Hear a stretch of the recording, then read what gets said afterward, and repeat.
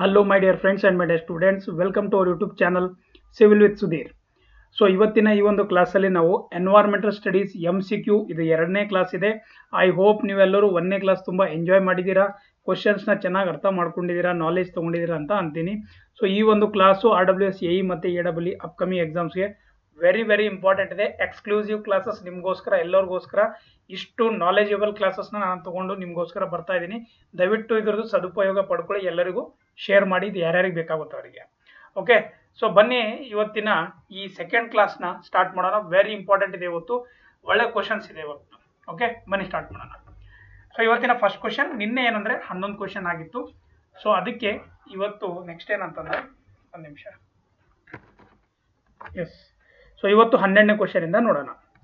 So ಏನಿದೆ first question, all of the following statement about ecology are correct except, ಅಂದರೆ ecology ಬಗ್ಗೆ ಇಲ್ಲಿ definitions ಕೊಟ್ಟಿದ್ದಾರೆ, ಅದನ್ನು ನಾವು ನೋಡೋಣ. Ecology is a study of interactions between biotic and abiotic. ನೋಡಿ, ಬಯೋಟಿಕ್ ಮತ್ತೆ ಅಬಿಯೋಟಿಕ್ ಅಂತ ಕೊಟ್ಟಿದ್ದಾರೆ. ಬಯೋಟಿಕ್ ಅಂತಂದ್ರೆ ಇದು ಲಿವಿಂಗ್, ಆಯ್ತಾ, ಲಿವಿಂಗ್ ಆರ್ಗಾನಿಸಮ್ಸ್ ಟೈಪ್ ಇರುತ್ತೆ, ಒಂದು ಲಿವಿಂಗ್ ಆರ್ಗಾನಿಸಮ್ಸ್ ಇರುತ್ತೆ ಇದು. ಓಕೆ, ಇದು ನಾನ್ ಲಿವಿಂಗ್ ಇರುತ್ತೆ, ರೈಟ್. ಸೊ ಇದು ನಾನ್ ಲಿವಿಂಗ್ ಇರುತ್ತೆ. ಸೊ ನಾನ್ ಲಿವಿಂಗ್ ಇದರಲ್ಲಿ ಎಲ್ಲ ಬರುತ್ತೆ, ಆಯ್ತಾ, ಮೈಕ್ರೋಬೀಸ್ ಬರುತ್ತೆ, ಡಿಕಂಪೋಸರ್ಸ್ ಬರುತ್ತೆ, ಸಣ್ಣ ಹುಳಗಳು ಎಲ್ಲ ಇದರಲ್ಲಿ ಬಯೋಟಿಕ್ ಅಲ್ಲಿ ಬರುತ್ತೆ, ರೈಟ್. ಅಬಿಯೋಟಿಕ್ ಅಂತ is nothing but non living, ಆಯ್ತಾ. ಯಾವುದೇ ಅದು ನಾನ್ ಲಿವಿಂಗ್ ಇದೆ, ಆಯ್ತಾ, ಬೆಳಕಿರ್ಬೋದು ಅಥವಾ ಸೂರ್ಯ ಇರ್ಬೋದು, ನೀರು ಇರ್ಬೋದು, ಇವೆಲ್ಲ ಏನಂತಂದ್ರೆ ಇವೆರಡೂ ಬರುತ್ತೆ. So ecology is study of interaction between biotic and abiotic aspect of the environment. ಕರೆಕ್ಟಾ? ಸೊ ಅದಾದ್ಮೇಲೆ ನೆಕ್ಸ್ಟ್ ಏನಿದೆ, sorry. So ecology is a discipline that is independent from the natural selection and evolutionary history, ಆಯ್ತಾ. So natural selection ಮೇಲೆ depend ಇರುತ್ತೆ ಇದು, right. So natural selection ಮತ್ತೆ evolution ecology is nothing but complete ನಮ್ದು environment ಏನಿದೆ, ನಮ್ಮ ಪರಿಸರ ಬಗ್ಗೆ, ನಮ್ಮ ಸುತ್ತಮುತ್ತ ಪರಿಸರ ಅಥವಾ ಓವರ್ ಆಲ್ ಪರಿಸರ ಏನಿದೆ ಅದ್ರ ಬಗ್ಗೆ ನಾವು ಸ್ಟಡಿ ಮಾಡೋದು, ಅದರಲ್ಲಿ ಎಲ್ಲಾನೇ ಬರುತ್ತೆ, ನಾನು ಆಲ್ರೆಡಿ ಹೇಳಿದ್ದೀನಿ. So ecologist may study population and communities of the organism, ಇದು ಮಾಡೋದಿಲ್ಲ, ರೈಟ್. ಇದು ಒಂದು ಮಾಡ್ತಾರೆ, ಇದೊಂದು ಮಾಡ್ತಾರೆ. ಥರ್ಡ್ ಒನ್ ಏನಿದೆ, ecology spans increasingly comprehensive levels of organization from the individual to the ಏನಂತಂದ್ರೆ ಇಕೋಸಿಸ್ಟಮು. ಸೊ ಇಕೋಲಜಿ ಒಂದು ಕಂಪ್ರೆನ್ಸಿವ್ ಲೆವೆಲ್ ಆಫ್ ಒಂದು ಆರ್ಗನೈಸೇಷನ್ ತರ ಬಿಹೇವ್ ಮಾಡ್ತೀವಿ. So individual to the ecosystem ಇದನ್ನು ಮಾಡ್ತೀವಿ. ಸೊ ಇದಕ್ಕೆ ಆನ್ಸರ್ ಏನಾಗುತ್ತೆ ಅಂತಂದ್ರೆ, ecologist may study population and communities of the organisation related to the ಇದು ಇಕೋಲಜಿ ಇಲ್ಲ, ಅದಕ್ಕೆ ಆನ್ಸರ್ ಇದಾಗುತ್ತೆ. Okay, next question number 13. Detritus food chain starts from. ನೋಡಿ, ಈ ವರ್ಡ್ ನ ನೆನಪಿಡಿ, ಡೆಟ್ರಿಟಸ್, ಆಯ್ತಾ. ನೋಡಿ, ವರ್ಡ್ಸ್ಗಳು ಇಂಥದ್ದಿದೆ, ನನಗೂ ಪ್ರೊನೌನ್ಸಿಯೇಟ್ ಮಾಡಕ್ ಆಗ್ತಿಲ್ಲ ಒಂದೊಂದ್ಸಲ. So detritus food chain starts from. So ಇದನ್ನ ನೀವು ಅರ್ಥ ಮಾಡ್ಕೋಬೇಕಂದ್ರೆ ಫಸ್ಟ್ ಒಂದು ಫುಡ್ ಚೈನ್ ನಿಮಗೆ ಗೊತ್ತಿರಬೇಕು, ಅದೇನಿದೆ ಈಗ ನೋಡಿ. ಸೊ ಇದೊಂದು ಸೈಕಲ್ ಇದೆ, ಆಯ್ತಾ, ಫುಡ್ ಸೈಕಲ್ ಇದೆ, ನಿಮ್ಮೆಲ್ಲರಿಗೂ ಗೊತ್ತಿದೆ, ಕ್ಲಾಸಸ್ ನೋಡಿದೀರಾ, ನಿಮ್ಗೆ ಗೊತ್ತಿರುತ್ತೆ. ಸೂರ್ಯ ಇದೆ, ಆಯ್ತಾ. ಸೂರ್ಯ ನಮಗೊಂದು ಮೇನ್ ಸೋರ್ಸ್ ಆಫ್ ಯಾವುದೇ ಒಂದು ಫುಡ್ ಚೈನ್ ಸ್ಟಾರ್ಟ್ ಆಗ್ಬೇಕಂದ್ರೆ ಸೂರ್ಯನಿಂದ ನಾವು ಸ್ಟಾರ್ಟ್ ಮಾಡೋದು, ಆಯ್ತಾ. ಸೂರ್ಯನಿಂದ ಈ ಗಿಡಗಳು, ಮರಗಳು ಮತ್ತೆ ಹುಲ್ಲು ಏನಿರುತ್ತೆ, ಗ್ರೀನ್ ಪ್ಲಾಂಟ್ಸ್ ಅಂತ ಏನಂತೀವಿ, ಅದು ಏನ್ ಮಾಡುತ್ತೆ, ಎನರ್ಜಿ ತಗೊಳುತ್ತೆ. ಸೊ ಗಿಡ ಮರಗಳಿಗೆ ಯಾವುದೋ ಒಂದು ಫುಡ್ ಅಂದ್ರೆ ಇಂಪಾರ್ಟೆಂಟ್ ಸೋರ್ಸ್ ಆಗುತ್ತೆ, ಅದು ಸೂರ್ಯ ಆಗುತ್ತೆ. ಸೊ ಸೂರ್ಯದಿಂದ ಫಸ್ಟ್ ಇಲ್ಲಿ ಬರುತ್ತವೆ, ಈ ಏನ್ ಮಾಡುತ್ತೆ, ಹುಲ್ಲು, ಆಯ್ತಾ. ಈ ಹುಲ್ಲುಗಳೆಲ್ಲ ಸೂರ್ಯನಿಂದ ತಗೊಳುತ್ತೆ, ಇವು ಪ್ರೈಮರಿ ಪ್ರೊಡ್ಯೂಸರ್ಸ್ ಆಯ್ತು. ಸೊ ಇವುಗಳನ್ನ ನಾವು ಪ್ರೈಮರಿ ಪ್ರೊಡ್ಯೂಸರ್ಸ್ ಅಂತ ಅಂತೀವಿ ಫುಡ್ ಚೈನ್ ಅಲ್ಲಿ. ಈಗ ಪ್ರೈಮರಿ ಕನ್ಸ್ಯೂಮರ್ಸ್ ಯಾವ್ದಾಗುತ್ತೆ ಗೊತ್ತಾ, ಅದನ್ನ ನಾವು ಹ್ಯಾರ್ಬಿ ಓರ್ಸ್ ಅಂತ ಅಂತೀವಿ. ಇದರಲ್ಲಿ ತುಂಬಾ ಬರುತ್ತೆ, ಹುಳುಗಳು ಬರುತ್ತೆ, ಆಯ್ತಾ, ಸಣ್ಣ ಕ್ರಿಮಿ ಕೀಟಗಳು ಏನಿರುತ್ತೆ ನೋಡಿ, ಅದನ್ನ ನಾವು ಹ್ಯಾರ್ಬಿ ಓರಸ್ ಅಂತ ಅಂತೀವಿ ಸೈಂಟಿಫಿಕಲಿ. ಸೊ ಇದನ್ನ ಪ್ರೈಮರಿ ಕನ್ಸ್ಯೂಮರ್ಸ್ ಅಂತ ಅಂತೀವಿ. ಇವೆಲ್ಲ ಪ್ರೈಮರಿ ಕನ್ಸ್ಯೂಮರ್ಸ್, ಇವು ಪ್ರೈಮರಿ ಏನ್ ಹೇಳಿ ಪ್ರೊಡ್ಯೂಸರ್ಸ್. ಸೊ ಇಲ್ಲಿ ಈಗ ನೀವು ನೋಡ್ಬೋದು ಏನಂತಂದ್ರೆ ಸೆಕೆಂಡ್ರಿ ಕನ್ಸ್ಯೂಮರ್, ಇದು ಈ ಹುಳಗಳನ್ನ ಇವು ತಿನ್ನುತ್ತೆ, ಈ ಪಕ್ಷಿಗಳು ತಿನ್ನುತ್ತೆ, ಅಥವಾ ಏನೇ ಇರಲಿ, ಯಾವುದೇ ಒಂದು ಪಕ್ಷಿ ಇರಲಿ, ಅವು ಹುಳಗಳ ತಿನ್ನುತ್ತೆ. ಪಾರಿವಾಳ ಇರಲಿ ಅಥವಾ ಯಾವುದೇ ಒಂದಿರಲಿ, ಅದು ಹುಳಗಳು ತಿನ್ನುತ್ತೆ.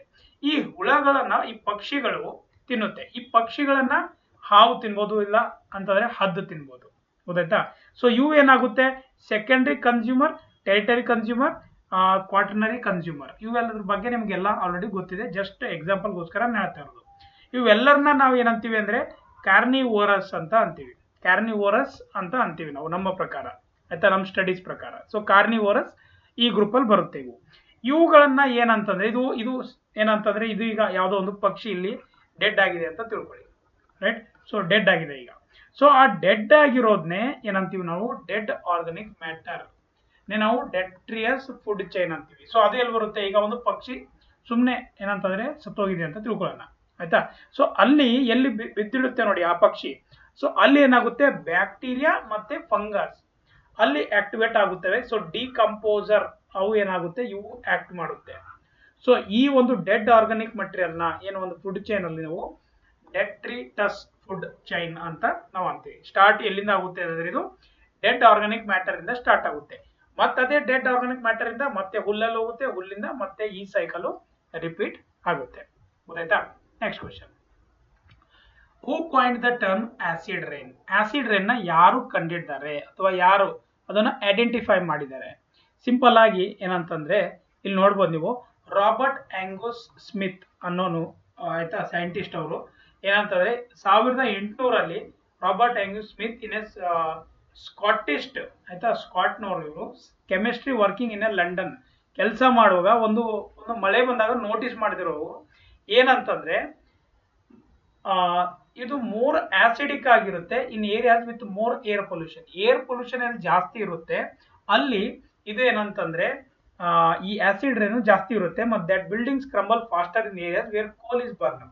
ಕೋಲ್ ಎಲ್ಲೆಲ್ಲಿ ಬರ್ನ್ ಜಾಸ್ತಿ ಮಾಡ್ತಾರೆ, ಎಲ್ಲೆಲ್ಲಿ ಏನಂತಂದ್ರೆ ಏರ್ ಪೊಲ್ಯೂಷನ್ ಜಾಸ್ತಿ ಇರುತ್ತೆ ಅಂತ ಕಡೆ ಆಸಿಡ್ ರೇನ್ ಬರೋ ಚಾನ್ಸಸ್ ಇರುತ್ತೆ ಅಂತ ಅವರು ಒಂದು ಸೈಂಟಿಫಿಕ್ ಆಗಿ ಹೇಳಿದ್ದಾರೆ. ನಾವು ಈಗ ಆಸಿಡ್ ರೇನ್ ಅಂದ್ರೆ ಏನು, ಸ್ವಲ್ಪ ಜನಕ್ಕೆ ಕನ್ಫ್ಯೂಷನ್ಸ್ ಇರುತ್ತೆ, ಕ್ಲಿಯರ್ ಮಾಡ್ಬಿಡ್ತೀನಿ. ಸಿಂಪಲ್ ಆಗಿ ನಿಮ್ಗೆ ಇಲ್ಲಿ ಸ್ಕೆಚ್ ಕಾಣಿಸ್ತಾ ಇದೆ. ಸೊ ಇಲ್ಲೊಂದು ರಿವರ್ ಹೋಗ್ತಾ ಇದೆ, ಆಯ್ತಾ, ಇಲ್ಲೊಂದು ರಿವರ್ ಇದೆ, ಇಲ್ಲಿ ಫ್ಯಾಕ್ಟ್ರೀಸ್ ಗಳಿದೆ, ಇಲ್ಲಿ ಎಲ್ಲ ನೋಡಿ, ಇಲ್ಲಿ ಟ್ರಕ್ಸ್ ಗಳು ಓಡಾಡ್ತಾ ಇದೆ, ನಿಮ್ ಸ್ಕ್ರೀನ್ ಮೇಲೆ ಕಾಣಿಸ್ತಾ ಇದೆ ನೋಡಿ, ಇಲ್ಲಿ ಟ್ರಕ್ಸ್ ಇದೆ, ರೈಟ್? ಸೊ ಈಗ ಸಿಂಪಲ್ ಆಗಿ ಎರಡು ಒಂದು ಇಂಪಾರ್ಟೆಂಟ್ ಕಾಂಪೊನೆಂಟ್ ಇರುತ್ತೆ, ಒಂದು ಎಸ್ ಒಂದು ಎನ್, ಆಯ್ತಾ. ಸಲ್ಫರಿಕ್ ಡೈಆಕ್ಸೈಡ್ ಮತ್ತೆ nitrogen oxide, right? Sulphuric dioxide ಮತ್ತೆ ನೈಟ್ರೋಜನ್ ಆಕ್ಸೈಡ್, ಇದು SO2, ಇದು NO2, ರೈಟ್? ಇವು ಎರಡು ಏನಂತಂದ್ರೆ ಯಾವಾಗ ಗಾಳಿಯಲ್ಲಿ ಬರುತ್ತೆ, ಅದು ಎಲ್ಲಿಂದ ಬರುತ್ತೆ? ಸೊ ಸಲ್ಫರ್ ಡೈಆಕ್ಸೈಡ್ ಅಥವಾ ಕಾರ್ಬನ್ ಡೈಆಕ್ಸೈಡ್ ನಾವೇನಂತೀವಲ್ಲ, ಸೊ ಇವು ಏನಂತಂದ್ರೆ ಇವು ಟ್ರಕ್ಸ್ ಇಂದ ಬರ್ಬೋದು, ಅಂದ್ರೆ ಹೊಗೆ ಏನ್ ಬರುತ್ತೆ, ಫಾಸಿಲ್ ಫ್ಯೂಲ್ಸ್ ಬರ್ನ್ ಮಾಡಿದಾಗ ಬರೋದು, ಕೋಲಿಂದ, ಈ ವೆಹಿಕಲ್ಸ್ ಇಂದ ಬರೋದನ್ನ, ಅವಾಗ ಏನಾಗುತ್ತೆ ಅದು ಇಲ್ಲಿ ನೋಡ್ಬೋದು ನೀವು, ಈ ಗಾಳಿಯಲ್ಲಿ ಹೋಗುತ್ತೆ ಇದು, ಆಯ್ತಾ. ಇದು ಏನಾಗುತ್ತೆ, ಫಸ್ಟ್ ಇಲ್ಲಿ ಹೋಗುತ್ತೆ, ರೈಟ್?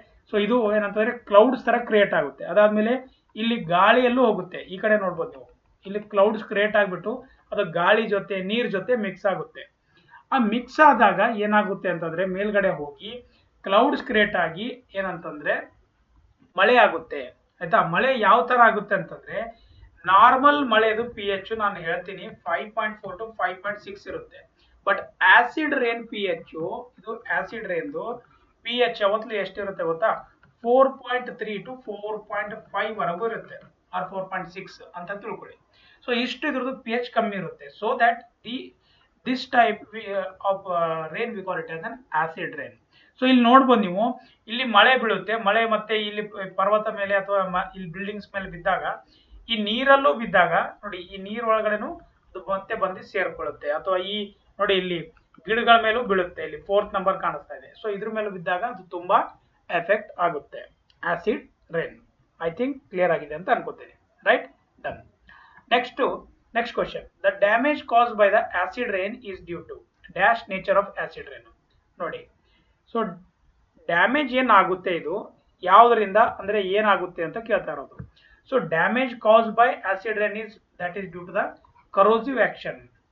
ಸೊ ಯಾಕೆ ಆಗುತ್ತೆ? It is an rain is called as corrosive, ಅಂದ್ರೆ ತುಂಬಾ ಡೇಂಜರ್ ಆಗಿರುತ್ತೆ ಇದು.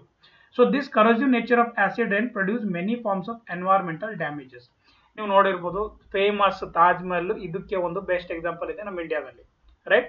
ಸೊ ಅದು ಎಫೆಕ್ಟ್ ಆಗ್ತಾ ಇದೆ. ಯಾಕೆ ಅಂತಂದ್ರೆ ಆ ಒಂದು ಏರಿಯಾದಲ್ಲಿ ಏರ್ ಪೊಲ್ಯೂಷನ್ ಜಾಸ್ತಿ ಆಗಿದೆ, ಆಯ್ತಾ. ಎಸ್ ಅಂಡ್ ಎನ್ ನಾನು ಹೇಳಿದೆ, ಎಸ್ ಅಂಡ್ ಎನ್ ಇವೆರಡು ನೆನಪಿಡಿ. ಸೊ ಇವು ಜಾಸ್ತಿ ಆಗಿದೆ ಅದರಲ್ಲಿ. It effects the rivers, vegetation, soils and organisms. Acid rain is known as cause wide spread environmental damage ಮಾಡುತ್ತೆ. ಸೊ ಇದು ಒಂದು ತುಂಬಾ ಡೇಂಜರ್ ಆಗಿದೆ, ಒಂದು ಕರೋಸಿವ್ ಟೈಪ್ ಆಗುತ್ತೆ ಇದು, ಗೊತ್ತಾಯ್ತಾ. ಸೊ ಅದಕ್ಕೆ ಇದನ್ನ ನಾವು ಅವಾಯ್ಡ್ ಮಾಡೋಕ್ಕೆ ತುಂಬಾ ಟ್ರೈ ಮಾಡಬೇಕಾಗುತ್ತೆ, ಗೊತ್ತಾಯ್ತಾ. Next question, acid rain react with marble and lime stone to form. ನೋಡಿ, ಆಸಿಡ್ ರೇನು ಯಾವ್ದ ಜೊತೆ ರಿಯಾಕ್ಟ್ ಆಗುತ್ತೆ ಅಂತಂದ್ರೆ, ಈ ರಿಯಾಕ್ಟ್ ಆದಾಗ ಮಾರ್ಬಲ್ ಮತ್ತೆ ಲೈಮ್ ಸ್ಟೋನ್ ಜೊತೆ ಆದಾಗ ಏನಾಗುತ್ತೆ ಅದು ಅಂತಂದ್ರೆ ಕ್ಯಾಲ್ಸಿಯಂ ಸಲ್ಫೇಟ್ ಆಗುತ್ತೆ. ಯಾವ ತರ ಹೇಳ್ತೀನಿ ನೋಡಿ. Acid rain can cause damage to the structure, historic monuments and statues, particularly those built of calcium carbonate. Calcium carbonate ಇಂದ ಯಾವ್ಯಾವ್ದೊಂದು ಸ್ಟ್ರಕ್ಚರ್ಸ್ ಮಾಡಿರ್ತಾರೆ, ಇದಕ್ಕೆ ಹೇಳಿದೆ ಅಲ್ಲ ನಾನು, ತಾಜ್ ಮೇಲೆ ಅದಕ್ಕೆ ಎಫೆಕ್ಟ್ ಆಗ್ತಾ ಇದೆ. ಯಾಕೆಂದ್ರೆ ಅದು ಮೊದಲು ಕಲ್ಲುಗಳೇನಿತ್ತು ಅವಾಗ ಹಿಂದಿನ ಕಾಲದಲ್ಲಿ ಸುಣ್ಣದ ಕಲ್ಲುಗಳಿತ್ತು ಅಥವಾ ಯಾವ್ದೋ ಒಂದು ಕಲ್ಲುಗಳಿತ್ತಲ್ಲ, ಸೊ ಅದರಲ್ಲಿ ಕ್ಯಾಲ್ಸಿಯಂ ಕಾರ್ಬೋನೇಟ್ ಇತ್ತಂದ್ರೆ, calcium carbonate rich rocks like lime stone ಮತ್ತೆ ಮಾರ್ಬಲ್, ಇವು ಎರಡೂ ಇದ್ದಾಗ ಏನಂತಂದ್ರೆ ಇದು ತುಂಬಾ ಡ್ಯಾಮೇಜ್ ಮಾಡುತ್ತೆ. So calcium compound in the stones react with the acids. ಆ ಕ್ಯಾಲ್ಸಿಯಂ ಕಂಪೌಂಡ್ ಏನ್ ಮಾಡುತ್ತೆ, ರಿಯಾಕ್ಟ್ ಮಾಡುತ್ತೆ with the acids. The rain is the rain to form a gypsum, right? So ಇದು ಏನ್ ಮಾಡುತ್ತೆ, gypsum ಮಾಡುತ್ತೆ. ಸೊ gypsum ಗೆ ನಾವು ಏನಂತೀವಿ, ಹೈಡ್ರೇಟೆಡ್ ಕ್ಯಾಲ್ಸಿಯಂ ಸಲ್ಫೇಟ್ ಅಂತ ಅಂತೀವಿ. ಸೊ ಇದಕ್ಕೆ ಆನ್ಸರ್ ಏನಾಗುತ್ತೆ, ಕ್ಯಾಲ್ಸಿಯಂ ಸಲ್ಫೇಟ್. ಓಕೆ, ಕ್ಲಿಯರ್ ಆಯ್ತಾ. ತುಂಬಾ ಈಸಿ ಇದೆ, ಬಟ್ ನಿಮ್ಮ ವೇ ಆಫ್ ಅಂಡರ್ಸ್ಟ್ಯಾಂಡಿಂಗ್ ಮೇಲೆ ಡಿಪೆಂಡ್ ಇರುತ್ತೆ. Then next question, the ecological pyramid always start with the following at the base. ಈಗ ನೋಡಿ, ಇಕೋಲಾಜಿಕಲ್ ಪಿರಮಿಡ್ ಬಗ್ಗೆ ಕೇಳ್ತಾ ಇದ್ದಾರೆ. ನಾನು ಕ್ಲಾಸ್ ಅಲ್ಲಿ ಆಲ್ರೆಡಿ ಹೇಳಿದ್ದೆ ನಿಮಗೆ, ಇಕೋಲಾಜಿಕಲ್ ಪಿರಮಿಡ್ ಅಂತಂದ್ರೆ ಇದು ನೋಡಿ, ನೀವು ನೋಡ್ಬೋದು, ಇದು ಫಾರ್ಮೇಶನ್ ಆಫ್ ಇಕೋಲಾಜಿಕಲ್ ಪಿರಮಿಡ್ ಇದೆ. ಸೊ ಯಾವತ್ತು ಬೇಸ್ ಅಲ್ಲಿ ಏನಿರುತ್ತೆ ಅಂತಂದ್ರೆ ಪ್ರೊಡ್ಯೂಸರ್ಸ್ ಜಾಸ್ತಿ ಇರುತ್ತೆ. ಯಾವಾಗ ನೀವು ಮೇಲ್ಗಡೆ ಕನ್ಸೂಮ್ಷನ್ ಮೇಲ್ಗಡೆ ಹೋದಂಗೆ ಅದೇನು ಅಂತಂದ್ರೆ ಕಮ್ಮಿ ಹಾಕೊಂಡು ಹೋಗುತ್ತೆ. So ecological pyramid always starts with the flow at the base, that is the what, producer ಇಂದ ಸ್ಟಾರ್ಟ್ ಆಗುತ್ತೆ. ಇಲ್ಲಿ ನೋಡಬಹುದು ನೀವು, ಪ್ರೊಡ್ಯೂಸರ್ ಇದೆ ಆಯ್ತಾ, ಇದನ್ನ ಫುಲ್ ನಾವು ಪ್ರೊಡ್ಯೂಸರ್ ಅಂತೀವಿ. ಸೊ ಇದು ಬೇಸ್ ಇದೆ. ಇಲ್ಲಿ ಏನ್ ಹೇಳ್ತಾ ಇದ್ದಾರೆ ನೋಡಿ, decrease in number or biomass or energy. ಇಲ್ಲಿ ಡಿಕ್ರೀಸ್ ಹಾಕೊಂಡು ಹೋಗುತ್ತೆ. ಯಾವ್ಯಾವ ತರ ನೀವು ಮೇಲ್ಗಡೆ ಹೋಗ್ತಿರಲ್ಲ ಆ ತರ ಎನರ್ಜಿ ಕಮ್ಮಿ ಆಗುತ್ತೆ, ಬಯೋಮಾಸು ಕಮ್ಮಿ ಆಗುತ್ತೆ, ನಂಬರ್ಸು ಕಮ್ಮಿ ಆಗುತ್ತೆ, ಅಂದ್ರೆ ಪ್ರಾಣಿ ಪಕ್ಷಿಗಳದ್ದು ಇರ್ಬೋದು, ಗೊತ್ತಾಯ್ತಾ. ಸೊ ಪ್ರೊಡ್ಯೂಸರ್ಸ್ ಆದ್ಮೇಲೆ ನೆಕ್ಸ್ಟ್ ಇರುತ್ತೆ primary consumers. So primary consumers ನ ಜಸ್ಟ್ ಇವಾಗ ಹೇಳಿದ್ದೆ, ಹ್ಯಾರ್ಬಿವೋರಸ್ ಅಂತ ಅಂತೀವಿ ನಾವು. ನೋಡಿ, ತುಂಬಾ ಇಂಪಾರ್ಟೆಂಟ್ ಕ್ವಶನ್. ಇಲ್ಲೇ ಇನ್ನೊಂದು ಕ್ವಶನ್ ಫಾರ್ಮೇಶನ್ ಆಗೋ ಚಾನ್ಸಸ್ ಇರುತ್ತೆ. Primary consumers, herbivorous. Secondary consumers ಏನೇನೋ ಅಂತ ಇದೀನಿ. So carnivorous. Okay, secondary consumers is carnivorous. So first ಪ್ರೈಮರಿಗೆ ಹ್ಯಾರ್ಬಿವೋರಸ್, ಕಾರ್ನಿವೋರಸ್, ಟೆರಿಟರಿ ಕನ್ಸ್ಯೂಮರ್ಸ್ಗೆ ಓಮ್ನಿವೋರಸ್. ಆಯ್ತಾ, ಇದು ಅಪೆಕ್ಸ್ ಪಾಯಿಂಟ್. ಸೊ ಈ ಇಂಪಾರ್ಟೆಂಟ್ 3 ಪಾಯಿಂಟ್ ನ ನೆನಪಿಟ್ಕೊಳ್ಳಿ. ಏನು, ಬೇಸು, ಅದಾದ್ಮೇಲೆ ಪ್ರೊಡ್ಯೂಸರ್, ಕೆಳಗಡೆ ಸ್ಟಾರ್ಟ್ ಆಗೋದು ಫಸ್ಟ್ ಪ್ರೊಡ್ಯೂಸರ್ ಇಂದ, ಅದಾದ್ಮೇಲೆ primary consumer herbivorous, secondary consumer carnivorous, tertiary consumer omnivorous. Very important, you have to remember this point. Okay, next question, which of the following is a non renewable resources. Non renewable resources ಮತ್ತೆ renewable, ಇದನ್ನ ಅರ್ಥ ಮಾಡ್ಕೊಳ್ಳಿ. Renewable, the name itself, renewable, non renewable. Okay, so renewable, non very very interesting. ನಾನಂತೂ enjoy ಮಾಡ್ತಾ ಇದ್ದೀನಿ, ನೀವು ಮಾಡಿ. Okay, renewable ಅಂದ್ರೆ ಏನು, ನಾನ್ ರಿನ್ಯೂವೇಬಲ್ ಅಂದ್ರೆ ಏನು, ಸಿಂಪಲ್ ಆಗಿರುತ್ತೆ. ರಿನ್ಯೂವೇಬಲ್ ಅಂತಂದ್ರೆ ಯಾವ ಒಂದು ಎನರ್ಜಿನ ನಾವು ಮತ್ತೆ ಪ್ರೊಡ್ಯೂಸ್ ಮಾಡಬಹುದು, ಅದು ರಿನ್ಯೂ ಆಗುತ್ತೆ. ಆಯ್ತಾ, ಗಾಳಿ ಇರ್ಬೋದು, ನೀರ್ ಇರ್ಬೋದು, ಸೂರ್ಯ ಇರ್ಬೋದು, ನಾವು ಅದನ್ನ ರಿನ್ಯೂ ಮಾಡ್ಬೋದು ಮತ್ತೆ ಆಟೋಮೆಟಿಕ್ ಆಗಿ. ಅದೊಂದು ನೇಚರ್ಸ್ ಇರುತ್ತೆ, ಅದು ನೇಚರ್ ಇಂದ ಬರುತ್ತೆ. ಆಯ್ತಾ, ಅದನ್ನ ನಾವು ಏನಂತಂದ್ರೆ ನಾಶ ಮಾಡೋಕೆ ಬರೋದಿಲ್ಲ. ಸಿಂಪಲ್ ವೇ ಅಲ್ಲಿ ಹೇಳಿದೆ. ನಾನ್ ರಿನ್ಯೂವೇಬಲ್ ಅಂದ್ರೆ ಅದು ನಮಗೆ ನ್ಯಾಚುರಲ್ ಆಗಿ ಸಿಕ್ಕಿರುತ್ತೆ. ಫಾರ್ ಎಕ್ಸಾಂಪಲ್ ಕೋಲ್ ಇರುತ್ತೆ, ಫಾರ್ ಎಕ್ಸಾಂಪಲ್ ಪೆಟ್ರೋಲ್ ಇರುತ್ತೆ, ಆಯ್ತಾ, ಡೀಸೆಲ್ ಇರ್ಬೋದು, ಅಥವಾ ಯಾವುದೇ ಒಂದು, ಆಯ್ತಾ, ಸ್ಟೋನ್ಸ್ ಇರ್ಬೋದು. ಏನಾದ್ರು ಸ್ಟೋನ್ಸ್ ಬರೋದಿಲ್ಲ, ರೈಟ್. ಸೊ ಇದನ್ನ ನೀವು ಒಂದ್ಸಲ ಯೂಸ್ ಮಾಡಿದ್ರೆ ಇನ್ನೊಂದ್ಸಲ ಅದನ್ನ ನಾವು ರಿಸ್ಟೋರ್ ಮಾಡಕ್ ಬರೋದಿಲ್ಲ, ಇನ್ನೊಂದ್ಸಲ ಅದನ್ನ ನಾವು ಪ್ರೊಡ್ಯೂಸ್ ಮಾಡಕ್ ಬರೋದಿಲ್ಲ. ಕೋಲ್ ಒಂದ್ಸಲ ನೀವು ಯೂಸ್ ಮಾಡಿದ್ರೆ ಮುಗ್ದೋಯ್ತು. ಅದಾದ್ಮೇಲೆ ಪೆಟ್ರೋಲು, ಡೀಸೆಲ್ ಇವೆಲ್ಲ, ಆಯ್ತಾ, ಫಾಸಿಲ್ ಫ್ಯೂಲ್ಸ್ ಅಂತ ಏನಂತೀವಲ್ಲ, ಅದು ಒಂದ್ಸಲ ಯೂಸ್ ಮಾಡಿದ್ರೆ ಇನ್ನೊಂದ್ಸಲ ನಾವು ಅದನ್ನ ರಿಸ್ಟೋರ್ ಅಥವಾ ಇನ್ನೊಂದ್ಸಲ ಪ್ರೊಡ್ಯೂಸ್ ಮಾಡಕ್ ಬರೋದಿಲ್ಲ. ಸೊ ಅಂತದಕ್ಕೆ ನಾನ್ ರಿನ್ಯೂವೇಬಲ್ ಅಂತೀವಿ.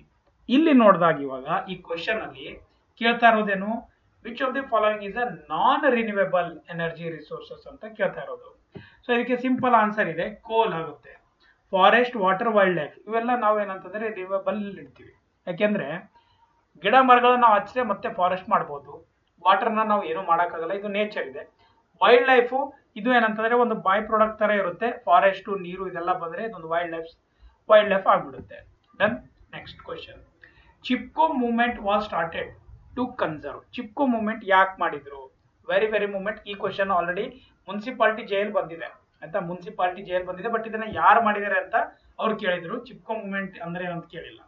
So Chipko movement was started by Sunderlal Bahuguna ಆಯ್ತಾ, ಬಹುಗುಣ ಇವರು ಸ್ಟಾರ್ಟ್ ಮಾಡಿರೋದು. ಈ ಕ್ವಶನ್ ಬಂದಿರೋದು ಇದು TP ಮತ್ತೆ MNP JEಲಿ ಈ ಕ್ವಶನ್ ಬಂದಿದೆ.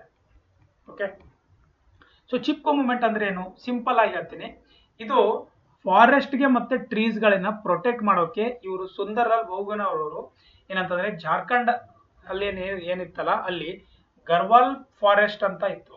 ಅಲ್ಲಿ ಏನಾಗ್ತದೆ ಅಂತಂದ್ರೆ ಗಿಡಗಳನ್ನ ಜಾಸ್ತಿ ಕಡಿತಾ ಇದ್ರು. ಸೊ ಅದನ್ನ ಯಾವುದಕ್ಕೆ? ಕಮರ್ಷಿಯಲ್ ಯೂಸ್ಗೆ ಅದನ್ನ ತಡಿಬೇಕು ಅಂತ ಇವರೊಂದು ಏನಂತ ಸೋಷಿಯಲ್ ಮೂವ್ಮೆಂಟ್ ನ ಸ್ಟಾರ್ಟ್ ಮಾಡಿದ್ರು ಸುಂದರ್ಲಾಲ್ ಅವರು. ಸೊ ಅಂದ್ರೆ ಇದಕ್ಕೆ ಏನ್ ಮಾಡೋದು ಅಂತಂದ್ರೆ, ಗಿಡಗಳಿಗೆ ನಾವೆಲ್ಲ ಓದಿರ್ತೀವಿ, ಗಿಡಗಳಿಗೆ ಏನಂತಾರೆ ಅಪ್ಪಿಕೋ ಅಂತ ಅಂತೀವಲ್ಲ, ಅಪ್ಪಿಕೋ ಮೂವ್ಮೆಂಟ್. ಸೊ ಅದೇ ಇದು, ಗಿಡಗಳನ್ನ ಹಿಡ್ಕೊಂಡು ನಿಂದಿರೋದು, ಸೊ ಯಾರು ಕಡಿದಂಗೆ ನೋಡ್ಕೊಳ್ಳೋದು. ಸೊ ಇದು ಒಂದು ಒಳ್ಳೆ ಸೋಷಿಯಲ್ ಮೂವ್ಮೆಂಟ್ ಇತ್ತು. ಸೊ ಅದನ್ನ ಏನಂತಂದ್ರೆ ಚಿಪ್ಕೋ ಮೂವ್ಮೆಂಟ್ ಅಂತ ಅಂತೀವಿ. ಅದನ್ನ ಫಾರೆಸ್ಟ್ಗೆ ಕನ್ಸರ್ವ್ ಮಾಡೋಕೆ, ಗಿಡಗಳನ್ನ ಕಡಿಬಾರ್ದು ಅಂತ ಅವರು ಮಾಡಿದ್ರು. ಗೊತ್ತಾಯ್ತಾ? ಅಷ್ಟೇ ಇದೆ ಇದು Chipko movement. Right. Next question, very important question. Forest conservation act was established. Very important question, you have to remember this one. Right, acts ಗಳು ತುಂಬಾ ಇಂಪಾರ್ಟೆಂಟ್ ಇರುತ್ತೆ, ನೀವು ನೆನ್ಪಿಟ್ಕೊಳ್ಳೇಬೇಕು. ನೋಡಿ, forest conservation act was establish in 1980. So ಈ act ನ ನಾವು forest conservation act ಅಂತ ಅಂತೀವಿ. So it extend to the whole of India except the state of the Jammu and Kashmir. Jammu and Kashmir ಅಲ್ಲಿ ಬಿಟ್ಬಿಟ್ಟು ಎಲ್ಲಾ ಸ್ಟೇಟ್ಗೂ ಇದನ್ನ ಅಪ್ಲೈ ಮಾಡಿದ್ರು 25th day ಅಕ್ಟೋಬರ್ 1980. ಈಗ ಇದರಲ್ಲಿ ಏನೇನಿತ್ತು ನೋಡಿ, ಅದರಲ್ಲಿ ಏನೇನಿತ್ತು ಅಂತಂದ್ರೆ ಅದು ತುಂಬಾ ಲೆಂದಿ ಹೋಗುತ್ತೆ. ಯಾಕೆ ಅಂತಂದ್ರೆ ಅಲ್ಲಿ ತುಂಬಾ ಪಾಯಿಂಟ್ಸ್ ಇದೆ, ನಾನು ನೋಡಿದ್ದೀನಿ.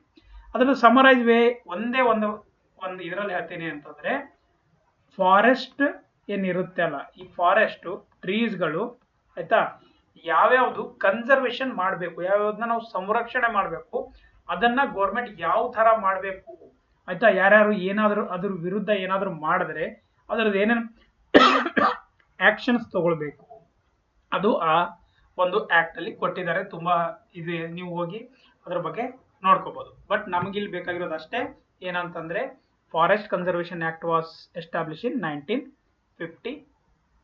ಸಾರಿ, ಇದು ಸ್ವಲ್ಪ ಇಲ್ಲಿದಾಗಿದೆ. ಓಕೆ, ಸೊ ಇದು ಸಿ ಆಗುತ್ತೆ, ಇಲ್ಲಿ ಏನಂತಂದ್ರೆ ಇದು ಆನ್ಸರ್ ಇದಾಗಿದೆ. ಓಕೆ, 1980 ಇದು ಆಗೋದಿಲ್ಲ, 1980 ಆಗುತ್ತೆ, ಯಾಕೆಂದ್ರೆ ಇಲ್ಲಿ ನನ್ನ ಆಪ್ಷನ್ ರಾಂಗ್ ಆಗ್ಬಿಟ್ಟಿದೆ. ರೈಟ್, ಗೊತ್ತಾಯ್ತಾ? ನೆಕ್ಸ್ಟ್ ಕ್ವಶನ್ ಹೋಗೋಣ. The wildlife protection act was establish in. Wildlife protection act ನೋಡಿ, so the wildlife protection act was establish in 1972 ಅಲ್ಲಿ ವೈಲ್ಡ್ ಲೈಫ್ ಪ್ರೊಟೆಕ್ಷನ್ ಆಕ್ಟ್ ನ ಸ್ಟಾರ್ಟ್ ಮಾಡಿದ್ರು. So the act of parliament of India enacted for the protection of plants and animal species. ಪ್ರಾಣಿಗಳಿಂದ ಮತ್ತೆ ಗಿಡಗಳನ್ನ ಉಳಿಸೋಕೆ ಇದೊಂದು act ನ start ಮಾಡಿದ್ದಾರೆ 1972 ಅಲ್ಲಿ. ಸೊ ಇದರಿಗಿಂತ ಮುಂಚೆನೆ ಮಾಡಿದ್ದಾರೆ. 1980 ಅಲ್ಲಿ ಆಗಿರೋದು ಫಾರೆಸ್ಟ್ ಕನ್ಸರ್ವೇಷನ್ ಆಕ್ಟ್, ಬಟ್ ಅದರಿಗಿಂತ ಮುಂಚೆ ಆಗಿರೋದು ವೈಲ್ಡ್ ಲೈಫ್ ಪ್ರೊಟೆಕ್ಷನ್ ಆಕ್ಟ್. ಗೊತ್ತಾಯ್ತಾ? ಇವನ್ನ ನೆನ್ಪಿಟ್ಕೊಳ್ಳಿ ಚೆನ್ನಾಗಿ. ಸೊ ಈ ಆಕ್ಟ್ ಏನ್ ಮಾಡುತ್ತೆ ಅಂತಂದ್ರೆ, protection of wild animals, birds, plants and other for the matters connected there with the ancillary or incidental there to it extend to the whole of the India. ಅಂದ್ರೆ simple ಆಗಿ ಯಾವ್ಯಾವುದು ಪ್ರಾಣಿ ಪಕ್ಷಿಗಳು ಆ ಒಂದು ಏರಿಯಾದಲ್ಲಿ ಇರುತ್ತೆ ಅದನ್ನ ನಾವು ಪ್ರೊಟೆಕ್ಟ್ ಮಾಡಬೇಕು. ಗೊತ್ತಾಯ್ತಾ? ತುಂಬಾ ದೊಡ್ಡದಿರುತ್ತೆ, ನಾನು ಸಿಂಪಲ್ ವೇ ಅಲ್ಲಿ ಹೇಳ್ತಾ ಇದ್ದೀನಿ. ಬಟ್ ಇಲ್ಲಿ ಟೇಕ್ ಅವೇ ಪಾಯಿಂಟ್ಸ್ 1972 ಇದನ್ನ ನೆನಪಿಡಿ. Next point, next question. Energy flow in ecosystem is. Energy ಯಾವ ಒಂದು ಫ್ಲೋ ಅಲ್ಲಿ ಇಕೋಸಿಸ್ಟಮ್ ಅಲ್ಲಿ ಫ್ಲೋ ಆಗುತ್ತೆ? Unidirection, bidirection, multidirectional, none of the above. Simple ಇದೆ, ಇದಕ್ಕೂ ನೋಡಿ ಸಿಂಪಲ್ ಆಗಿ ಹೇಳ್ತೀನಿ. ಯೂನಿಡೈರೆಕ್ಷನಲ್ ಅಂದ್ರೆ ಹೆಂಗೆ? ಈಗ ಇದು ಇಲ್ಲಿ ಸೂರ್ಯ ಇದೆ, ಓಕೆ, ನಿಮಗೆ ಕಾಣಿಸ್ತಾ ಇದೆ ಸ್ಕ್ರೀನ್ ಮೇಲೆ. ಸೊ ಇದು ಸೂರ್ಯ ಇದೆ. ಸೂರ್ಯನಿಂದ ಬರೋ ಈ ಒಂದು ಎನರ್ಜಿ ಏನು ಸೂರ್ಯನ ಕಿರಣಗಳು ಬರುತ್ತೆ, ಆ ಎನರ್ಜಿನ ಈ ಹುಲ್ಲು ಏನಿದೆ ಇದು ಏನ್ ಮಾಡುತ್ತೆ, ತಗೊಳುತ್ತೆ. ಫಾರ್ ಎಕ್ಸಾಂಪಲ್ ಅದೀಗ ಏನ್ ಮಾಡುತ್ತೆ ಅಂತಂದ್ರೆ ಅದಕ್ಕೆ ಎಷ್ಟು ಬೇಕಷ್ಟು ತಗೊಳುತ್ತೆ, ಆಯ್ತಾ. ಎಷ್ಟು ಬೇಕಷ್ಟು ಎನರ್ಜಿ ಏನಂತಂದ್ರೆ ಇದನ್ನೇ, ಇದು ಪ್ರೊಡ್ಯೂಸರ್ ಅಂತಂದ್ರೆ ಇದು ಫುಡ್ ಅಂತ ತಿಳ್ಕೊಳ್ಳೋಣ. ಯಾವುದು ಸೂರ್ಯನ ಕಿರಣಗಳಿಂದ ಅದಕ್ಕೆ ಏನು ಶಕ್ತಿ ಬೇಕಾಗುತ್ತೆ ಬೆಳೆಯೋಕೆ, ಅದು ಇಲ್ಲಿಂದ ತಗೊಳುತ್ತೆ, ಸೂರ್ಯನಿಂದ. ಸೊ ಈ ಹುಲ್ಲಿನಿಂದ ನೆಕ್ಸ್ಟ್ ಏನಂತಂದ್ರೆ ಹುಲ್ಲಿನಲ್ಲಿ ಸಣ್ಣ ಸಣ್ಣ ಸಣ್ಣ ಕ್ರಿಮಿ ಕೀಟಗಳು ಇರುತ್ತೆ. ಇದರಲ್ಲಿ 10,000 ಏನಂತಂದ್ರೆ ಕ್ಯಾಲೋರೀಸ್ ಇದೆ ಅಂತಂದ್ರೆ, ಈ ನೆಕ್ಸ್ಟ್ ಪ್ರೊಡ್ಯೂಸರ್ ಇಂದ ಪ್ರೈಮರಿ ಕನ್ಸ್ಯೂಮರ್ಸ್ಗೆ ಹೋಗುವಾಗ ಬರೀ ಇದರಲ್ಲಿ ಇರೋದು 10% ಅಷ್ಟೇ ಏನಂತಂದ್ರೆ ತಗೊಂಡೋಗುತ್ತೆ. ರಿಮೈನಿಂಗ್ 90% ಏನಾಗುತ್ತೆ ಗೊತ್ತಾ, ಇಲ್ಲಿ ಇದು ಆ ಹುಲ್ಲಲ್ಲೇ ಉಳ್ಕೊಳ್ಳುತ್ತೆ. ಅದು ಯಾವುದಕ್ಕೆ, ಅದು ರಿಪ್ರೊಡಕ್ಷನ್ಗೆ, ರೆಸಿಪಿರೇಟರಿಗೆ, ಅದಕ್ಕೆ ಅದ್ರದ್ದು ಏನಂತಂದ್ರೆ ಇದು ಮಾಡೋಕೆ, ಅಂದ್ರೆ ಅದ್ರದ್ದು ನೆಕ್ಸ್ಟ್ ಏನು ಗ್ರೋತ್ ಮಾಡೋದಿರುತ್ತೆ ಅದಕ್ಕೆ ಅದು ಇಟ್ಕೊಳ್ಳುತ್ತೆ. ಬರೀ 10% ಅಷ್ಟೇ ಕೊಡುತ್ತೆ, ತಗೊಂಡೋಗಿ ಅಂದ್ರೆ ನೆಕ್ಸ್ಟ್ ಒಂದು ಸೈಕಲ್ ಅಲ್ಲಿ ಹೋಗುತ್ತೆ. ಸೊ ಆ ಪ್ರೈಮರಿ ಕನ್ಸ್ಯೂಮರು ಅಂದ್ರೆ 1000 ಕಿಲೋ ಕ್ಯಾಲೋರಿ ಏನ್ ತಗೊಂಡ್ರೆ, ಈ ಒಂದು ಹುಳ ಒಂದೇ ಹುಳ ಅಲ್ಲ ಎಲ್ಲಾ ಹುಳಗಳು ತಗೊಂಡ್ರೆ, ಅವು ನೆಕ್ಸ್ಟ್ ಇಲ್ಲಿ ಎನರ್ಜಿ ಲಾಸ್ ಆಗುತ್ತೆ ತಾನೆ. ಇದು ಎಷ್ಟು ಎನರ್ಜಿ ಲಾಸ್ ಆಯ್ತು ನೋಡಿ, 10,000 ಇಂದ ಬರೀ 1000 ಬಂದಿವೆ ಅಂದ್ರೆ 90% ಒನ್ ಟೈಪ್ ಆಫ್ ಎನರ್ಜಿ ಅಲ್ಲೇ ಉಳ್ಕೊಂಡ್ಬಿಟ್ಟಿದೆ. ಸೊ 90% ಎನರ್ಜಿ ಲಾಸ್ ಆಗ್ತಾ ಇದೆ. ಇಲ್ಲಿಂದ ಇಲ್ಲಿಗೆ ಹೋಯ್ತು ಈ ಡೈರೆಕ್ಷನ್ ಅಲ್ಲಿ. ಸೊ ಎನರ್ಜಿ ಲಾಸ್ ಆಯ್ತಾ. ಸೊ ಪ್ರೈಮರಿಯಿಂದ ಸೆಕೆಂಡರಿ ಕನ್ಸ್ಯೂಮರ್ಸ್ಗೆ ಎಷ್ಟು ಹೋಯ್ತು ಇವಾಗ, 1000ದಿಂದ 100 ಮತ್ತೆ ಇದೆ 10% 90% ಫಾಲೋ ಆಗ್ತಾ ಇದೆ, ಆಯ್ತಾ. ಸೊ ಈ ಪ್ರೈಮರಿ ಕನ್ಸ್ಯೂಮರ್ಸ್ ಅಂದ್ರೆ ಈ ಹುಳಗಳನ್ನ ಕಪ್ಪೆಗಳು ತಿನ್ನುತ್ತೆ, ಈ ಹುಲ್ಲನ್ನ ಈ ಒಂದು ಏನಂತಾರೆ ಕ್ರಿಮಿಕೀಟಗಳು ತಿನ್ನುತ್ತೆ, ಇದರಿಂದ ಕಪ್ಪೆ ತಿನ್ನುತ್ತೆ. ಕಪ್ಪೆನ ಏನಂತಂದ್ರೆ ಬೇರೆ ಹಾವು ಅಥವಾ ಹದ್ದು ತಿನ್ಬೋದು, ಗೊತ್ತಾಯ್ತಾ. ಸೊ ಈ ಸೆಕೆಂಡರಿ ಕನ್ಸ್ಯೂಮರ್ಗೆ ಮತ್ತೆ ಟೆರಿಟರಿ ಕನ್ಸ್ಯೂಮರ್ ಹೋಗಿ ಮತ್ತೆ 10 ಏನಂತಂದ್ರೆ 10 ಅಂದ್ರೆ ಜಸ್ಟ್ ಫಾರ್ ಎಕ್ಸಾಂಪಲ್ ನಾನು ಹೇಳ್ತಾರೆ, ಇದು ನಂಬರ್ಸು 10 ಕಿಲೋ ಕ್ಯಾಲೋರಿ ಏನಂತಂದ್ರೆ ಅಷ್ಟೇ ಹೋಗುತ್ತೆ. 10,000ದಿಂದ ಆಯ್ತಾ 10K to only 10.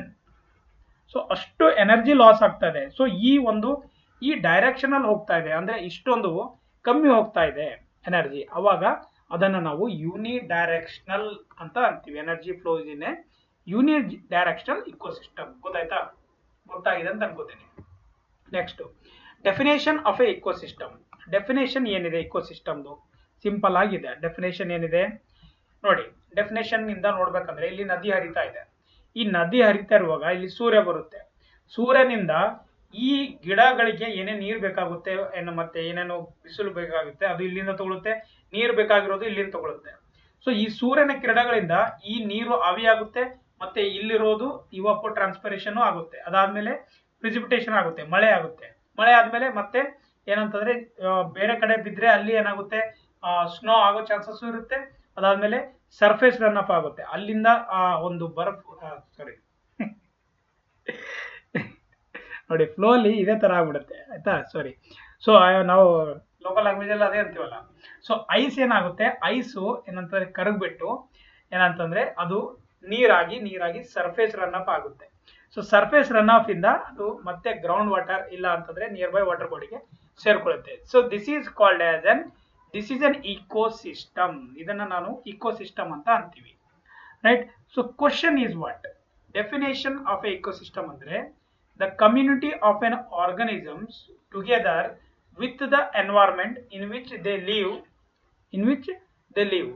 Abiotic component ಇದನ್ನ ಆಗೋದಿಲ್ಲ, ಇದನ್ನ ಆಗೋದಿಲ್ಲ. So A is the answer for this question ಆಗುತ್ತೆ, ಗೊತ್ತಾಯ್ತಾ. Next question.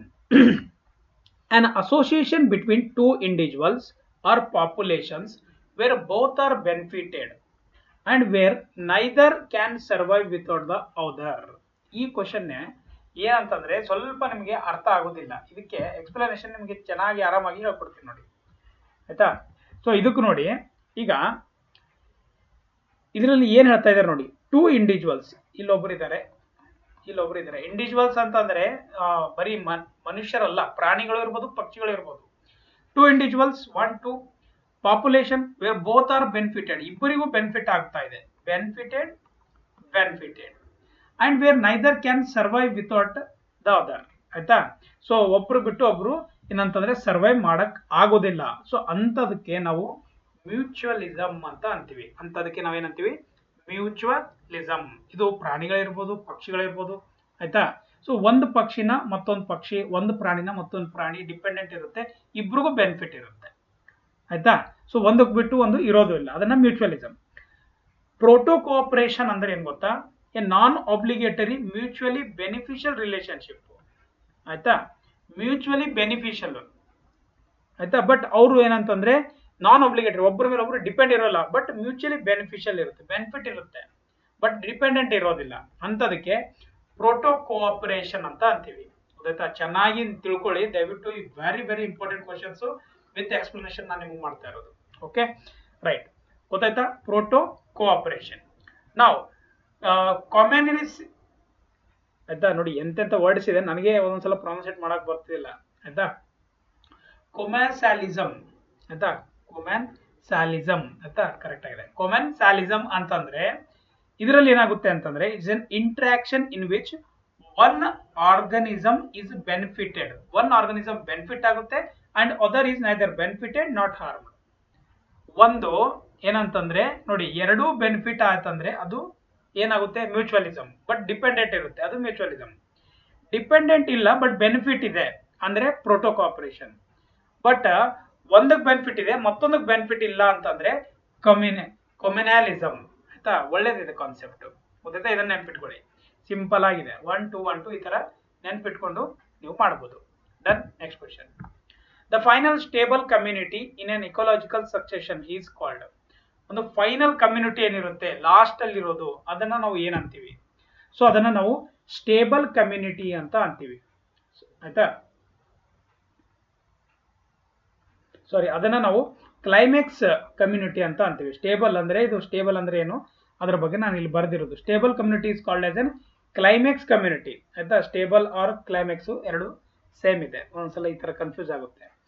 ಬಿಕಾಸ್ ಯಾಕೆಂದ್ರೆ communities earlier on this successional process, it doesn't change much in the composition from year to year, succession has reach its climax. ಇದು ಏನ್ sir, ಇದು ಗೊತ್ತಾಗ್ತಿಲ್ಲ, simple ಆಗಿ ಹೇಳ್ತೀನಿ. ಒಂದು ಮರ ಇರ್ಬೋದು, ಒಂದು ಗಿಡ ಇರ್ಬೋದು, ಒಂದು ಏನೋ ಒಂದು ಇರ್ಬೋದು, ಅದು ಲೈಫ್ ಲಾಂಗ್ ಏನ್ ಗ್ರೋತ್ ಹೋಗ್ಬೇಕು, ಆ ಲಾಸ್ಟ್ ಗ್ರೋತ್ ಹೋಗಿ ನಿಂತ್ಕೊಂಡ್ ಬಿಡುತ್ತೆ. ಸೊ ಅದೇ ಒಂದು stable community or climax community ಅಂತ ಅಂತೀವಿ. ಅದಾದ್ಮೇಲೆ ಅದು ಬೆಳೆಯೋದಿಲ್ಲ, ಮುಂದೆ ಹೋಗೋದಿಲ್ಲ, ಆಯ್ತಾ. ಎಂಡ್ ಇರುತ್ತೆ ಅದ್ರದ್ದು ಅಷ್ಟೇ. ಸೊ ಅದನ್ನ ನಾವು ಏನಂತೀವಿ? Climax community. Sere or seral community ಅಂದ್ರೆ intermediate stage found in the ecological succession in an ecosystem advancing towards is climax community. ಅಂದ್ರೆ ಫಸ್ಟ್ ಸ್ಟೇಜ್ ಇದೆ, ಸೆಕೆಂಡ್ ಸ್ಟೇಜ್ ಇದೆ, ಥರ್ಡ್ ಸ್ಟೇಜ್ ಇದೆ. ಫಸ್ಟ್ ಸ್ಟೇಜ್ಗೆ ನಾನು ಏನೋ ಒಂದು ಹೆಸರು ಇಡ್ತೀನಿ, ಸೆಕೆಂಡ್ ಸ್ಟೇಜ್ಗೆ ನಾನು ಸೆರಲ್ ಕಮ್ಯುನಿಟಿ ಅಂತೀನಿ, ಥರ್ಡ್ ಸ್ಟೇಜ್ಗೆ ನಾನು ಸ್ಟೇಬಲ್ ಕಮ್ಯುನಿಟಿ ಆರ್ ಕ್ಲೈಮ್ಯಾಕ್ಸ್ ಅಂತೀನಿ. ಯಾವಾಗ ಫಸ್ಟ್ ಸ್ಟೇಜ್ ಇಂದ ಸೆಕೆಂಡ್ ಸ್ಟೇಜ್ ಅಲ್ಲಿ ಬರುತ್ತೆ, ಆಯ್ತಾ, ಸೆರಲ್ ಕಮ್ಯುನಿಟಿ. ಸೆರಲ್ ಕಮ್ಯುನಿಟಿಯಿಂದ ಲಾಸ್ಟ್ ಸ್ಟೇಜ್ಗೆ ಏನು ಹೋಗುತ್ತೆ ನೋಡಿ, ಆಯ್ತಾ, ಅಥವಾ ಫಸ್ಟ್ ಇಂದ ಸೆಕೆಂಡು, ಈ ಸೆಕೆಂಡ್ ಇಂದ ಥರ್ಡ್ ವರೆಗೆ ಹೋಗುವಾಗ ಏನಿರುತ್ತೆ ಅದನ್ನ ನಾವು ಸೆರಲ್ ಕಮ್ಯುನಿಟಿ ಅಂತ ಅಂತೀವಿ, ಆಯ್ತಾ. ಸೊ ಇದು ಒಂದು ಪ್ರಾಣಿದಿರ್ಬೋದು, ಪಕ್ಷಿದಿರ್ಬೋದು, ಗಿಡ ಮರಗಳು ಏನೂ ಇರ್ಬೋದು, ಗೊತ್ತಾಯ್ತಾ. ಬಟ್ ನಮಗೆ ಸೈಂಟಿಫಿಕ್ ಆಗಿ ಸ್ವಲ್ಪ ಅರ್ಥ ಮಾಡ್ಕೊಳ್ಳೋದು ಇಂಪಾರ್ಟೆಂಟ್ ಇದೆ. Next, conservation within the natural habitant is, ಆಯ್ತಾ. Conservation of within the natural habitant ಅಂದ್ರೆ ಏನು? ಸಿಂಪಲ್ ಆಗಿದೆ. ಇದರಲ್ಲಿ ಎರಡು ಬರುತ್ತೆ ನೋಡಿ, ಒಂದು ಎಕ್ಸ್ ಸಿಟು ಕನ್ಸರ್ವೇಷನ್, ಒಂದು in situ conservation. Ex situ conservation is done by preserving the components of biological diversity outside their natural habitant. Natural habitant ಅಂದ್ರೆ ಈಗ ಒಂದು ಪ್ರಾಣಿ ಇರುತ್ತೆ, ಅದು ಒಂದು ಪ್ರಾಣಿ ಇದೇ ಒಂದು ಇಕೋಸಿಸ್ಟಮ್ ಅಲ್ಲಿ, ಅಂದ್ರೆ ಇದೇ ಒಂದು ಕಾಡಿನಲ್ಲಿ ಬೆಳೆಯೋಕೆ ಅದು ಬಂದಿರುತ್ತೆ. ಬಟ್ ಅದು ನ್ಯಾಚುರಲ್ ಗಿಂತ ಯಾವಾಗ ಹೊರಗಡೆ ಹೋಯ್ತೀವಿ, ಅದಕ್ಕೆ ಹೊರಗಡೆ ಹೋಗ್ಬಿಟ್ಟು ಅದನ್ನ ಬೆಳೆಸಕ್ಕೆ ಟ್ರೈ ಮಾಡ್ತಾರೆ.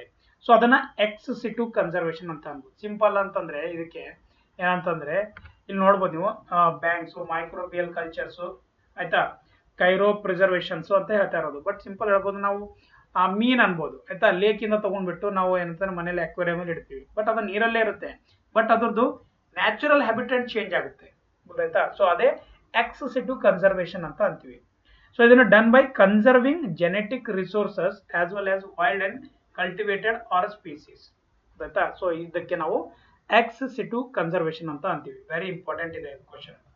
ಇನ್ ಸಿಟು ಕನ್ಸರ್ವೇಷನ್ ಅಂದ್ರೆ done by conserving the species in their natural habitant, ಎಲ್ಲಿ ಬೆಳೆಯುತ್ತೆ ಎಲ್ಲಿರುತ್ತೆ ಅಲ್ಲೇ ನಾವು ಅದನ್ನ ಪ್ರೊಟೆಕ್ಟ್ ಮಾಡೋದು. So it is the best way of biodiversity conservation. Example sacred groves, national parks ಇವುಗಳನ್ನೆಲ್ಲ ನೋಡಿ. ಈಗ ಕರಡಿ ಧಾಮ ಅಂತ ಮಾಡಿದಾಗ ಆ ಕರಡಿಗಳು ಅಲ್ಲೇ ಆ ಒಂದು ಪರಿಸರಕ್ಕೆ ಹೊಂದ್ಕೊಂಡಿರುತ್ತೆ. ಸೊ ಅದಕ್ಕೆ ನಾವು ಕರಡಿ ಧಾಮ ಮಾಡಿದ್ರೆ ಬೆಟರ್ ಅಂತ ಅನ್ಬೋದು. ಸೊ ಯಾವುದೇ ಒಂದು ಕನ್ಸರ್ವೇಷನ್ ನಾವು ಹೇಳ್ತೀವಲ್ಲ ಅದು ಇನ್ ಸಿಟು ಕನ್ಸರ್ವೇಷನ್ ಇರುತ್ತೆ. ಓಕೆ, ನ್ಯಾಷನಲ್ ಪಾರ್ಕ್ಸ್ ಎಲ್ಲ ಸ್ವಲ್ಪ ನ್ಯಾಷನಲ್ ಪಾರ್ಕ್ಸ್ ಒಂದಕ್ಕೆ ಫೇಮಸ್ ಇರುತ್ತೆ, ಮತ್ತೊಂದು ಫೇಮಸ್ ಇರುತ್ತೆ. ಅದನ್ನ ನಾವು ಡಿಪೆಂಡ್ಸ್ ಆನ್ ದರ್ ಕನ್ಸರ್ವೇಷನ್ ಮೇಲೆ ಮಾಡ್ತಾರೆ. Done. So the answer for this question is in situ conservation. Next question, what is the common techniques that is of vitro fertilization, cryopreservation and tissue culture?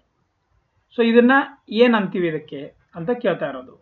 So ಇವೆಲ್ಲ ಏನಂತಂದ್ರೆ ಇವು actually R X situ conservation methods ಇದೆ. X ಸಿಟು ಇವಾಗ ಹೇಳಿದ್ದೀನಿ, X situ conservation ಆಯ್ತಾ. ಇದರಲ್ಲಿ ಏನಿದೆ, vitro fertilisation ಆಯ್ತಾ. ವಿಟ್ರೋ ಫರ್ಟಿಲೈಸೇಷನ್ ಅಂತಂದ್ರೆ ಸಿಂಪಲ್ ಆಗಿ ಹೇಳೋದಂದ್ರೆ ಎಗ್ ಸ್ವರ್ಮ್ ಆಯ್ತಾ. ಇದನ್ನೇನ್ ಮಾಡ್ತಾರೆ, ಔಟ್ ಏನಂತಂದ್ರೆ ಫರ್ಟಿಲೈಸ್ ಮಾಡ್ತಾರೆ out side the female body. Same ಹೇಳ್ತೀನಿ ನಿಮಗೆ, ಫಿಮೇಲ್ ಬಾಡಿ ಲ್ಯಾಬೊರೇಟರಿಯಲ್ಲಿ ಮಾಡ್ತಾರೆ.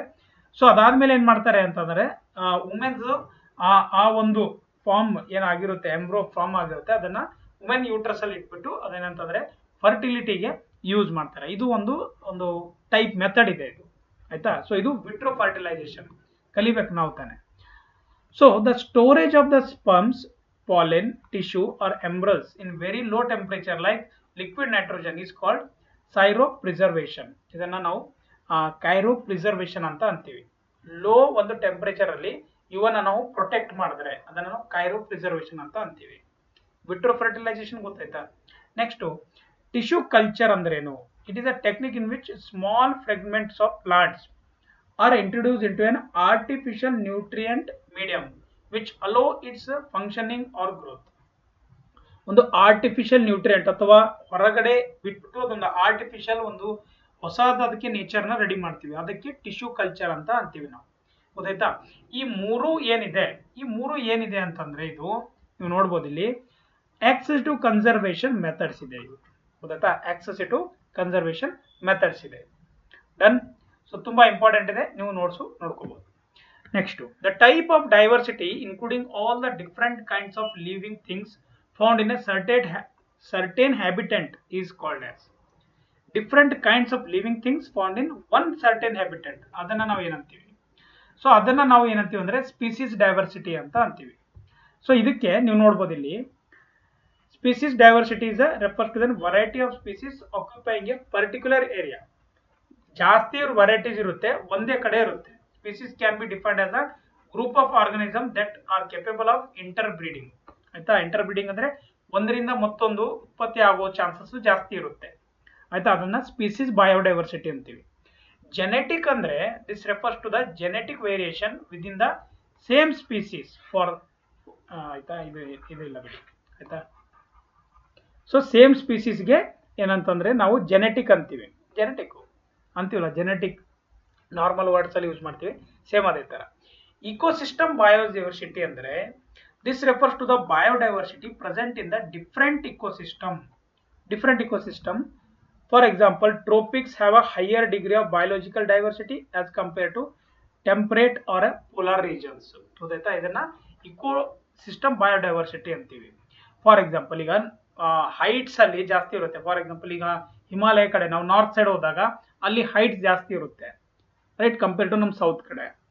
ಓಕೆ, ಸೊ ಅಲ್ಲಿಂದ ಬಯೋಡೈವರ್ಸಿಟಿ ಬೇರೆನೇ ಇರುತ್ತೆ, ನಮ್ಮ ಕಡೆದು ಬೇರೆನೇ ಇರುತ್ತೆ. ಸ್ವಲ್ಪ ಕ್ಲೈಮ್ಯಾಟಿಕ್ ಚೇಂಜ್ ಆಗುತ್ತೆ. ಗೊತ್ತಾಯ್ತಾ. So species diversity is the answer for this question. Next, biosphere reserves have the following zone accept one ಆಯ್ತಾ. ಬಯೋಸ್ಫಿಯರ್ ರಿಸರ್ವ್ಸ್ ಅಂದ್ರೇನು? Biosphere reserves is nothing but protected areas meant for the conservation of plant ಮತ್ತೆ ಅನಿಮಲ್ಸ್ಗೆ, ಇದಕ್ಕೆ biosphere ಅಂತೀವಿ ಆಯ್ತಾ. ನೋಡಿ, same word repeat ಆಗ್ತಾ ಇದೆ, same ಅನಿಸ್ತಾ ಇದೆ ಆನ್ಸರ್ಸ್, ಬಟ್ ಎಲ್ಲ ಡಿಫ್ರೆಂಟ್ ಆಗಿದೆ. ಇದೇ ಕನ್ಫ್ಯೂಷನ್ ಅವರು ನಿಮಗೆ ಮಾಡ್ತಾರೆ ಎಕ್ಸಾಮ್ಸ್ ಅಲ್ಲಿ. ಸೊ ದಯವಿಟ್ಟು ಅದಕ್ಕೆ ನಾನು ಹೇಳ್ತಾ ಇರೋದನ್ನ ಕರೆಕ್ಟ್ ಆಗಿ ಕೇಳಿ ಆಯ್ತಾ. ಫಾರ್ವರ್ಡ್ ಅಲ್ಲಿ ಇಟ್ಬಿಟ್ಟು ಕೇಳಕ್ ಹೋಗ್ಬೇಡಿ ಆಯ್ತಾ, ಏನೋ ಅರ್ಥ ಆಗೋದಿಲ್ಲ. ಯಾಕೆಂದ್ರೆ ಫೀಚರ್ಸ್ ಬಂದಿದೆಯಲ್ಲ 1.25, 1.5, 1.75 ಎಲ್ಲ ಇಟ್ಕೊಂಡ್ಬಿಟ್ಟು ಕೇಳ್ತಾರೆ. ಸೊ ಅದು ಕೇಳ್ಬೋದು ರಿವಿಷನ್ ಟೈಮಲ್ಲಿ. ಫಸ್ಟ್ ಟೈಮ್ ಕೇಳ್ತಾ ಇರುವಾಗ ಆರಾಮಾಗಿ ಕೇಳಿ. ನಾವು ಬಯೋಸ್ಫಿಯರ್ ರಿಸರ್ವ್ ಯಾವ್ದಕ್ಕೆ ಮಾಡ್ತೀವಿ? ಪ್ಲಾಂಟ್ ಮತ್ತೆ ಅನಿಮಲ್ಸ್ಗೆ ಪ್ರೊಟೆಕ್ಟ್ ಮಾಡೋಕೆ. ಇದ್ರದ್ದು 3 ರಿಸರ್ವ್ ಏನಂತಂದ್ರೆ ಝೋನ್ಸ್ ಇದೆ. ಒಂದು ಕೋರ್ ರಿಸರ್ವ್, ಒಂದು ಬಫರ್, ಒಂದು ಮ್ಯಾನಿಪುಲೇಷನ್. ಕೋರ್ ಅಂದ್ರೆ ಏನ್ ಗೊತ್ತಾ? ಇದು legally protected area. For example ಈಗ ಇದೊಂದು ಈ ತರ ಇದೆ ಅಂತಿಕೊಳ್ಳಿ, ಇದನ್ನ ಕೋರ್ ಅಂತೀವಿ ಒಳಗಡೆ ಇರೋದು. ಸೊ ಇಲ್ಲಿ ಯಾರಿಗೂ ಹೋಗಕ್ಕೆ ಪ್ರವೇಶ ನಿರ್ಬಂಧ ಇದೆ, ಇಲ್ಲಿ ನೀವು ಹೋಗಂಗಿಲ್ಲ, ಅದು ಪ್ರಾಣಿ ಪಕ್ಷಿಗಳ ಒಂದು ಸ್ಥಾನ, ನೀವು ಯಾರು ಹೋಗಂಗಿಲ್ಲ ಅಲ್ಲಿ, ರೈಟ್.